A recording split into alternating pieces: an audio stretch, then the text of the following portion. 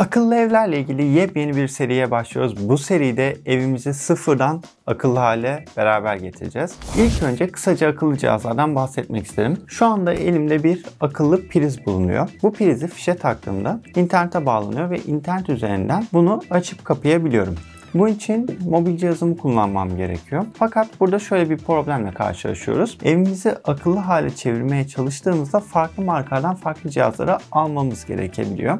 Böyle durumda da tek bir uygulama üzerinden hepsini kontrol edemiyoruz ve her birinin işlevi birbirinden farklı oluyor. Bunu çözmek için Google veya Alexa gibi farklı hizmetleri de kullanabilirsiniz. Mesela şu anda önümde 2 tane Google Home'un cihazı bulunuyor. Bunlardan bir tanesi ekranlı olup hem ekrandan bize bilgi veriyor hem de sesli komutlarla bize bilgi verebiliyor.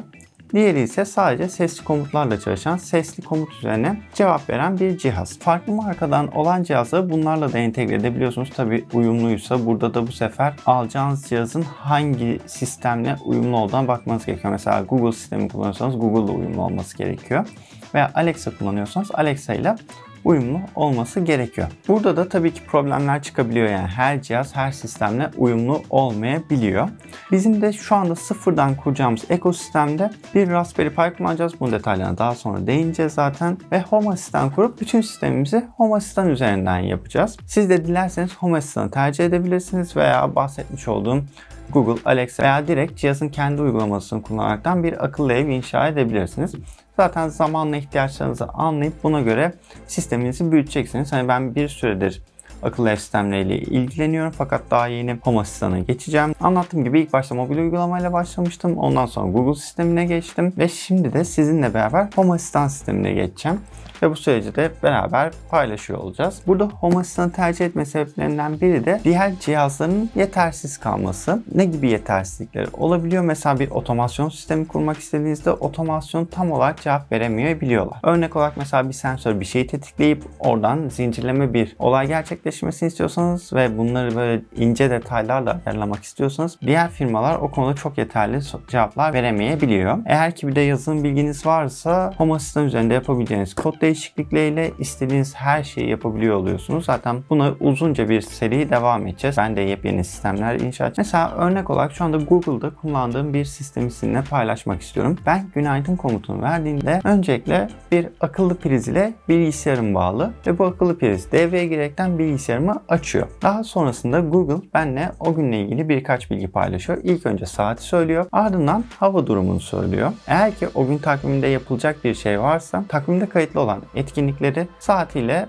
bana bilgi olarak veriyor. Eğer ki sadece sesli komutla çalışan kısmı kullanıyorsanız sesli olarak, ama ben şu anda ofisimde ekran kısmını kullanıyorum. Ekranda hem sesli komutla hem de göstererek bu hava durumudur, takvimdir, bu gibi bilgileri bana veriyor. Son olarak telefonumun şarjı %20'nin altındaysa bunu bir uyarı olarak söylüyor ki telefonumu eğer evden çıkacaksam çıkmadan şarja takayım. Bu gibi sistemleri Google'da yapabiliyorsunuz fakat burada yaptığımız aslında sadece bir prizi açmak işin akıllı ev tarafında. Onun dışında söylediği şeyler tamamen günlük rutinlerle ve sistemde kayıtlı olan bilgilerle oluyor. Ben bu sistemi biraz daha geliştirmek, daha kompleks hale çevirmek istiyorum. Ondan dolayı da Home Assistant kullanımına geçmek istiyorum. Home Assistant kısmına gelecek olursak aslında elimde görmüş olduğunuz bir Raspberry Pi. Raspberry Pi aslında bir bilgisayar. Tamamen kendi içinde işlemcisi, RAM'leri olan bir bilgisayar olarak çalışıyor ve boyutu, evet, kutunun içindeki kadar, birazdan kutuyu da açacağız. Bende 4 modeli var. Home Assistant kurmak için 3 veya üstü olması gerekiyor. Şu anda 5'i desteklemiyor. 4 modeli en ideal çalışan aslında. Elimdeki 4 GB'lık bir model, yani içerisinde 4 GB bir RAM bulunuyor. Bunu bilgisayar olarak kullanıyoruz. Aslında evinizde kullanmadığınız bir bilgisayar varsa onu da Home Assistant kurabilirsiniz. Oradan da sistem çalışır durumda olur. Fakat Home Assistant'ı aktif olarak kullanmak istediğinizde sürekli açık olması ve sürekli internete bağlı olması gerekiyor ki evinizdeki sistemleri kontrol edebilirsiniz. Sürekli bir bilgisayarın çalışmasında da böyle ufak çözümleri kullanabilirsiniz. Yapacağımız işlemi kısaca özetlemek gerekirse Home Assistant'ı kurabilmek için ilk önce Raspberry Pi'ımıza Home Assistant'ı yüklememiz gerekiyor. Daha sonra bunu internete takıp aktif edeceğiz ve cihazlarımızı adım adım buna bağlayıp gerekli otomasyonları kurarak da sistemimizi çalışır duruma getireceğiz. İlk önce dilerseniz bir Raspberry Pi'ımızı açalım. Bakalım nasıl bir şeymiş. Ondan sonra gerekli donanımlara yavaştan geçelim. Raspberry Pi dediğim gibi çok küçük bir bilgisayar. Kutusu da oldukça küçük. Buradan bir açma yeri var ve buradan açaraktan bakalım.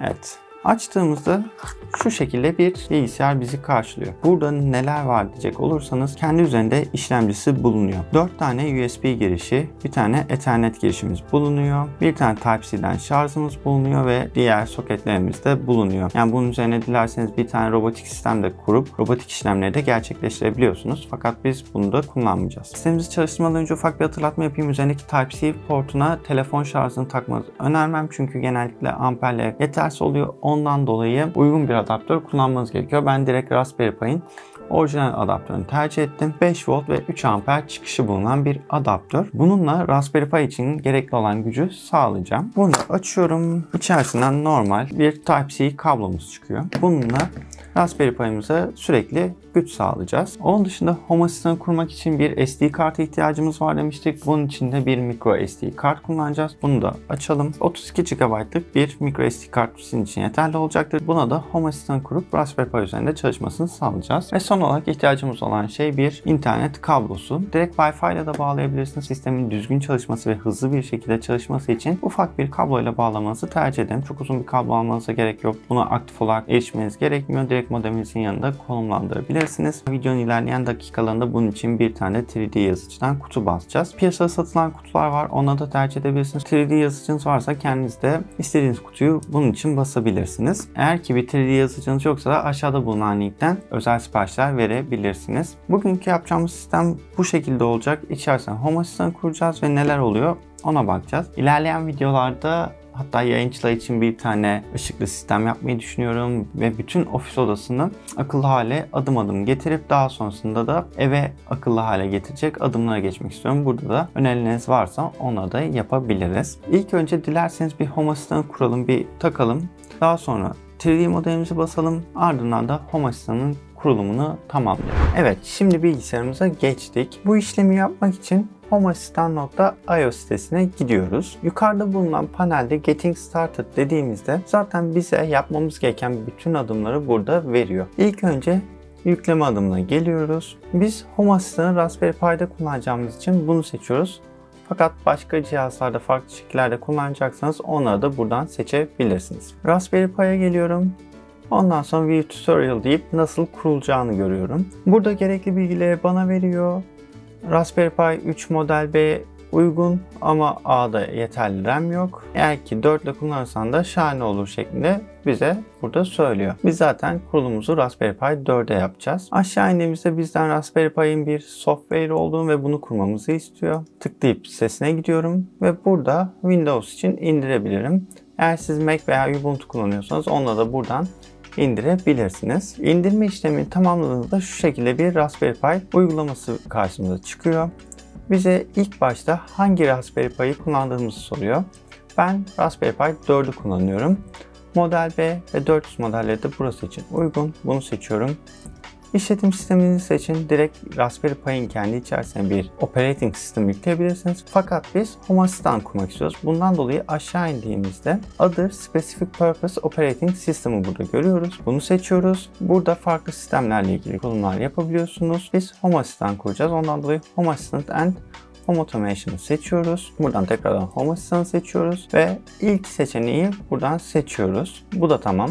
En son olarak da SD kartı seçmemizi istiyor. Zaten bilgisayarıma takmıştım. Bir adet SD kart var. Buradan da SD kartı seçiyorum ve Next diyerekten kurulumu başlatıyorum. Burada dikkat etmeniz gereken şey bütün verileri siliyor. Eğer kartınızda daha önceden başka bir veri varsa bunu yedeklemenizi öneririm. Çünkü hepsini siliyor. Evet diyorum ve süreci başlatıyorum. Kurulum birazcık uzun sürebiliyor. Burada beklememiz gerekiyor. Kurulduktan sonra tekrar görüşelim.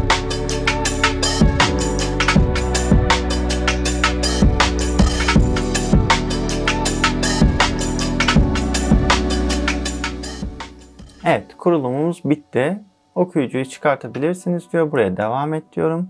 Ve SD kartı bilgisayardan çıkartıp Raspberry Pi'mize takabiliriz. Home Assistant onun üzerinde çalışmaya başlayacak. O zaman hadi o adıma geçelim. Evet, SD kart yüklememiz tamamlandı. Şimdi SD kartımızı Raspberry Pi'mize takıyoruz. Bunun için altta bulunan SD kart yuvasını kullanıyorum. Buraya SD kartımızı takıyoruz ve şu anda Home Assistant'ımız aslında kurulmaya hazır. Gücümüzü verdiğimizde internetimize bağladığımızda kuruluma geçecek. Ben bu işleme geçmeden önce 3D yazıcıdan basmış olduğumuz kabın bitmesini bekleyeceğim. Kabına koyup o şekilde direkt monte edip kurulumuna geçeceğiz. 3D yazıcıda birazcık vaktimiz var. Siz bu işlemi çok hızlı bir şekilde göreceksiniz. O zaman modelimiz hazır olduğunda kuruluma devam edebiliriz.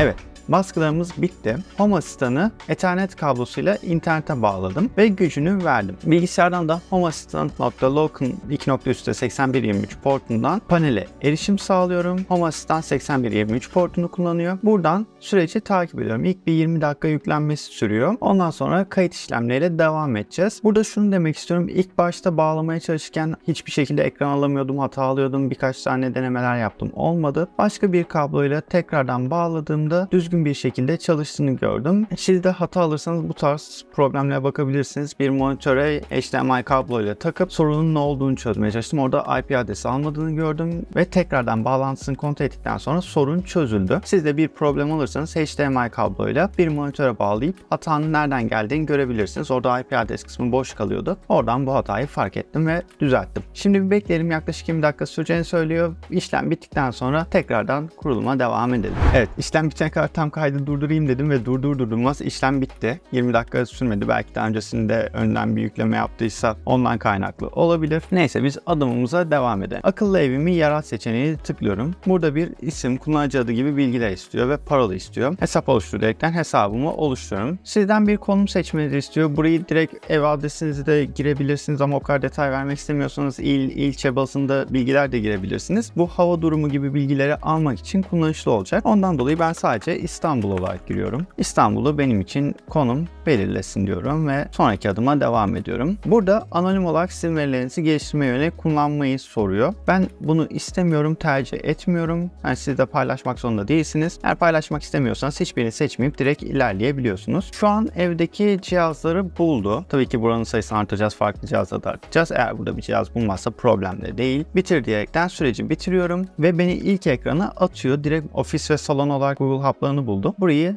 daha fazla geliştireceğiz. Arayüzler tasarlayacağız. Bir sürü entegrasyon yapacağız. Farklı şeyler ekleyeceğiz. Şu anda Home Assistant'ımızı Raspberry Pi'ye kurduk, bağladık ve çalışır duruma getirdik. Bundan sonra burayı düzenlemek, burayla oynamak kalıyor. Bir de şunu eklemek istiyorum. Belki modelde fark etmişsiniz. Üzerinde bir fan boşluğu var fakat elimde fan yokmuş. Ondan dolayı yeni bir fan sipariş ettim. Yanında da soğutucu bloklar sipariş ettim. Fakat muhtemelen bu videoya yetişmeyecek. Soğutucu blokları nasıl taktığımızı ve fanı nasıl taktığımızda bir sonraki videoda göstermiş oluruz. Herhangi bir sorunuz varsa da yorumlarda belirtebilirsiniz. Oradan da tartışıp çözmeye çalışırız.